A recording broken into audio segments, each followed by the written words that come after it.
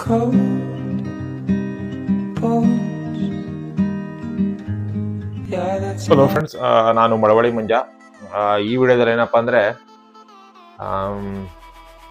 ನಾನು ರಾಜೀವ್ ಗಾಂಧಿ ವಸತಿ ನಿಗಮದ ಮನೆಗಳ ಬಗ್ಗೆ ವಿಡಿಯೋ ಮಾಡೋದ್ರಿಂದ ಇನ್ನೊಂದು ಇನ್ಫಾರ್ಮೇಷನ್ ಬಂದಿದೆ.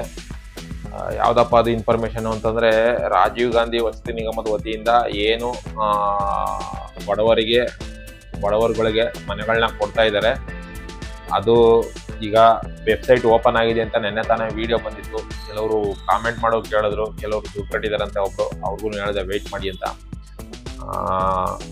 ಅಂದರೆ ದುಡ್ಡು ಕಟ್ಟಾದ್ಮೇಲೆ ಅದು ಒಂದು ತಿಂಗಳು, ಒಂದು ಮಂತ್ ಏನೋ ಟೈಮ್ ತಗೊಳುತ್ತೆ ಅನ್ಸುತ್ತೆ. ಒಂದು ತಿಂಗಳು 15 ದಿನ ಟೈಮ್ ತಗೊಳುತ್ತೆ. ಟೈಮ್ ತಗೊಂಡಾದ್ಮೇಲೆ ಅದು ಅಪ್ಡೇಟ್ ಆಗುತ್ತೆ. ಅಪ್ಡೇಟ್ ಆದಮೇಲೆ ನೀವು ನಿಮಗೆ ಮನೆನ ಬುಕ್ಕಿಂಗ್ ಮಾಡ್ಕೋಬೋದು. ಸ್ವಲ್ಪ ವೆಯ್ಟ್ ಮಾಡಿ ಸರ್ ಅಂತ ನಾನೇ ಕಾಮೆಂಟ್ ಮಾಡಿದೆ ಅವ್ರಿಗೆ. ಹಾಗಾಗಿ ವೆಯ್ಟ್ ಮಾಡಿ ನೀವು ಮನೆಗಳನ್ನ ಆಯ್ಕೆ ಮಾಡ್ಕೊಳ್ಳಿ. ಆಮೇಲೆ ಇನ್ನೊಂದು, ಮನೆಗಳ ಆಯ್ಕೆ ಮಾಡ್ಕೋಬೇಕಾದ್ರೆ ನೋಡಿ ನಿಮಗೆ ಯಾವ ಫ್ಲೋರ್ ಬೇಕು, ಯಾವ ಬ್ಲಾಕಲ್ಲಿ ಬೇಕು, ಆ ಥರನೂ ಇರ್ತದೆ ಆಪ್ಷನ್.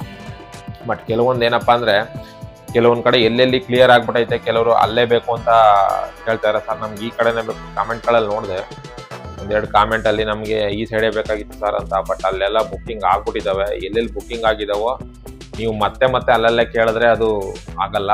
ಹಾಗಾಗಿ ನಾನು ಏನಪ್ಪ ಹೇಳೋದು ನಿಮಗೆ ಅಂತಂದರೆ, ಬುಕ್ಕಿಂಗ್ ಆಗದೆ ಇರೋ ಕಡೆ ಮಾಡ್ಕೊಳ್ಳಿ ದಯವಿಟ್ಟು. ಏನಕ್ಕೆ ಅಂದರೆ ಅದು ಕೂಡ ಕ್ಲಿಯರ್ ಆಗುತ್ತೆ ಕೆಲಸ. ಕ್ಲಿಯರ್ ಆಗದೇನೇನು ಕೊಡಲ್ಲ ಯಾರೂ. ಪಕ್ಕ ಕ್ಲಿಯರ್ ಮಾಡಿಬಿಟ್ಟೆ ನಿಮಗೆ ಕೊಡ್ತಾರೆ.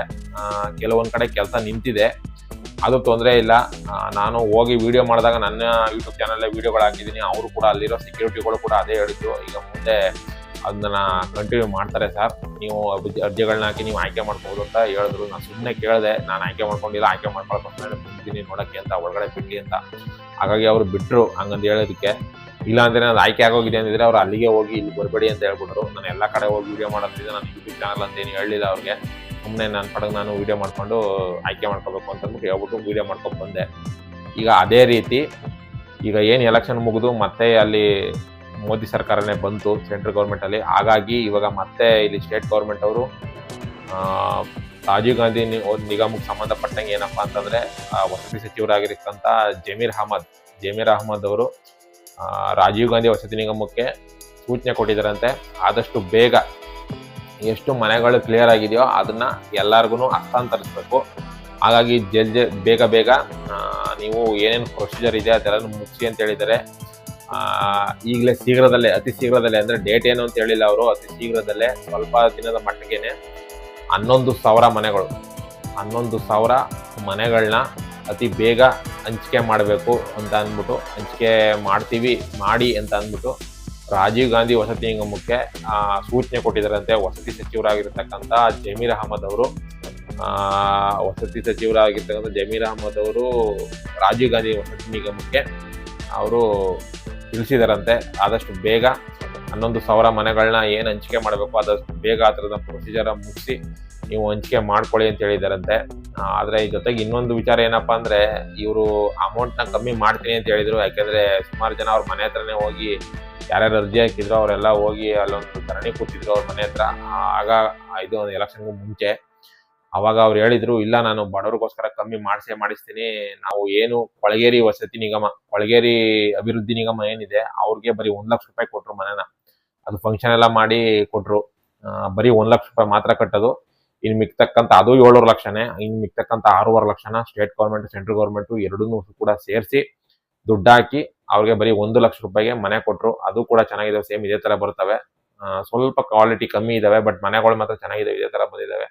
ಹಾಗಾಗಿ ಅವ್ರ ರೀತಿನೇ ರಾಜೀವ್ ಗಾಂಧಿ ವಸತಿ ನಿಗಮದಿಂದನೂ ಏನು ಮನೆಗಳು ಕಟ್ಟಿದ್ದಾರೆ ಅದೇ ರೀತಿ. ಬಟ್ ಅಷ್ಟು ಕಮ್ಮಿ ಮಾಡೋಕ್ಕಾಗಲ್ಲ.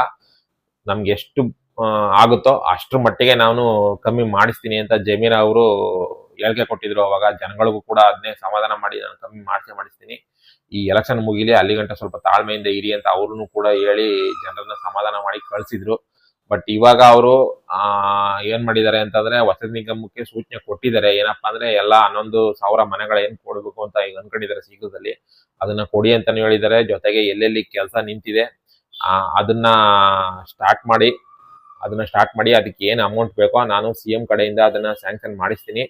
ಅಮೌಂಟ್ನ ಎಲ್ಲೆಲ್ಲಿ ಕೆಲಸ ಸ್ಟಾಪ್ ಆಗಿದೆಯೋ ದಯವಿಟ್ಟು ಆ ಕೆಲಸಗಳನ್ನ ಮುಂದುವರಿಸಿ ಅಂತ ರಾಜೀವ್ ಗಾಂಧಿ ವಸತಿ ನಿಗಮಕ್ಕೆ ಜಮೀರ್ ಅಹಮದ್ ಅವರು ವಸತಿ ಸಚಿವರೇ ಹೇಳಿಕೆ ಕೊಟ್ಟಿದಾರಂತೆ, ಹೇಳಿದಾರಂತೆ, ಅವ್ರಿಗೆ ತಿಳಿಸಿದಾರಂತೆ ಮಾಡಿ ಬೇಗ ಅಂತ ಕೆಲಸನ.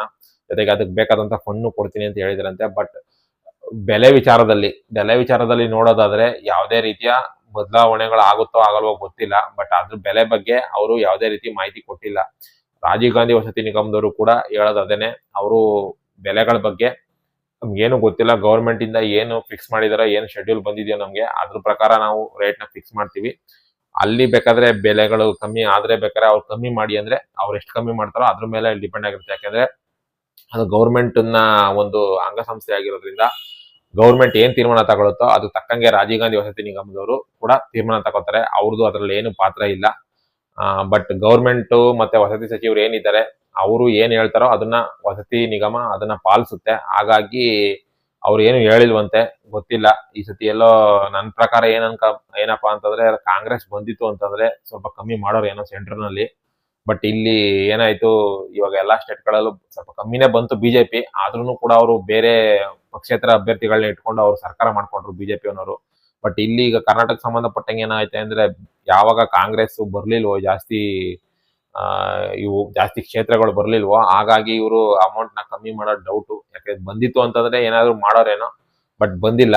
ಹಾಗಾಗಿ ಅದಕ್ಕೂ ನಮಗೂ ಸಂಬಂಧ ಇಲ್ಲ. ಬಟ್ ನಾವು ನಮ್ಮ ಮನೆಗಳ ಬಗ್ಗೆ ಮಾತಾಡೋದೇನಪ್ಪಾ ಅಂದ್ರೆ ಅವರು ವಸತಿ ಸಚಿವರು ಏನೀಗ ಕೇಂದ್ರ ಸರ್ಕಾರದ ಬಿಟ್ಟಾಕಿ ರಾಜ್ಯ ಸರ್ಕಾರದಲ್ಲಿ ಏನು ಈಗ ಆಲ್ರೆಡಿ ನಡೀತಾ ಇದೆಯೋ ಅದಕ್ಕೆ ತಕ್ಕಂಗೆ ನಾವು ನಡ್ಕೋಬೇಕು. ಮತ್ತೆ ಅವರು ಕೂಡ ಅದೇ ತರ ನಡ್ಕೋಬೇಕು. ಮತ್ತೆ ಪುನಃ ಏನ್ ಮಾಡ್ತಾರೋ ಗೊತ್ತಿಲ್ಲ. ಹಾಗಾಗಿ ರೈಟ್ ಬಗ್ಗೆ ಅವರು ಏನು ಮಾತಾಡಿಲ್ಲ, ಇಲ್ಲಿ ಜನಗಳು ಕೂಡ ಏನು ಮಾತಾಡ್ತಿಲ್ಲ. ಬಟ್ ಇದು ಮಾತ್ರ ಹಂಚಿಕೆ ಮಾತ್ರ ಬೇಗ ಅತಿ ಶೀಘ್ರದಲ್ಲೇ ಹಂಚಿಕೆ ಮಾಡ್ತೀವಿ ಅಂತಾನೆ ಹೇಳಿದ್ದಾರೆ. ಮತ್ತೆ ಎಲ್ಲೆಲ್ಲಿ ಕೆಲಸ ನಿಂತಿದೆಯೋ ಅದನ್ನು ಕೂಡ ಆದಷ್ಟು ಬೇಗ ಸ್ಟಾರ್ಟ್ ಮಾಡಿ ಅದನ್ನು ಮುಗಿಸ್ತೀವಿ ಅಂತಾನೆ ಹೇಳಿದ್ದಾರೆ.